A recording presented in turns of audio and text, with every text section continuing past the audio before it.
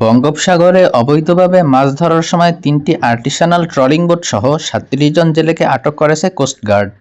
মংলা উপজেলার সিনিয়র মৎস্য কর্মকর্তা মোহাম্মদ জাহিদুল ইসলাম জানান, বরগুনার পাথরঘাটা সংলগ্ন বঙ্গোপসাগরে নিষিদ্ধ আর্টিসানাল ট্রলিং বোট দিয়ে মাছ ধরছিলেন জেলেরা। এ সময় কোস্টগার্ডের টহলরত জাহাজ সিজিএস সোনার বাংলা অভিযান চালিয়ে এফবি মায়ের দোয়া ২৭, সীমা ২ ও আসমা নামের ৩টি বোটসহ জেলেদের আটক করে। তিনি আরও জানান, আটক করা বোটগুলো বৃহস্পতিবার বিকেলে মোংলায় আনা হয়। পরে মোংলা ফেরিঘাট এলাকায় এনে ৩টি বোট ও ৩৭ জন জেলেকে থানার পুলিশের কাছে হস্তান্তর করা হয়েছে। আটক বোটে থাকা মাছের বিষয়ে আদালতের নির্দেশনা অনুযায়ী পরবর্তী ব্যবস্থা নেওয়া হবে বলে জানান মৎস্য কর্মকর্তা জাহিদুল ইসলাম। তিনি বলেন, আদালতের নির্দেশে মাছ নিলামে বিক্রি করা হতে পারে অথবা এতিমখানায় দেওয়া হতে পারে।